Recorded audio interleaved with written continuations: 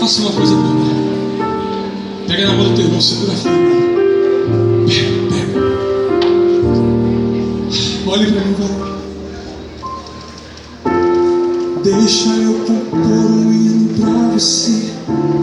Não sei a forma que você chegou aqui. Um dia um certo homem assaltado foi, espancaram ele até no chão cair. E enquanto ele sangrava, um cidadão passou. Era um sacerdote e fingiu que não viu. Estava com pressa, tinha prioridade, mas faltava amor, essa é a verdade. No mesmo lugar vai passar um levita. Quem sabe uma canção pra Deus ele cantou, dizendo eu te amo acima de tudo. Mas como a si mesmo, o próximo ele não amou.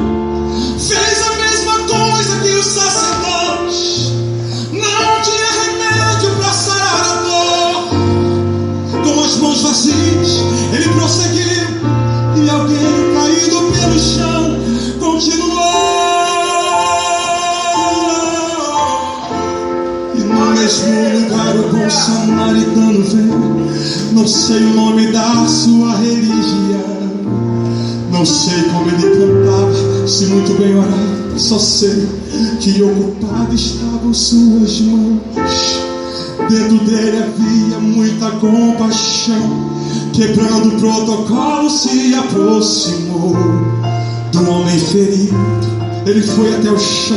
Ei, sinta ele aí tocando em suas mãos.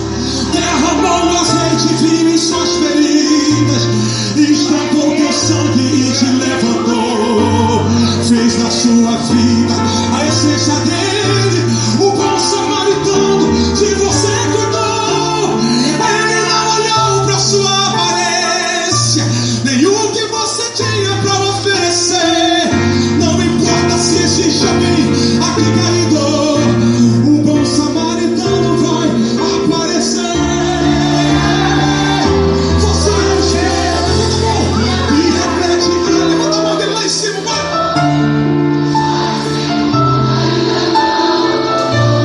Já é o bastante Deus reconhecer. Você é precioso. Se você desistiu, Deus não vai desistir. Ele está aqui para te levar.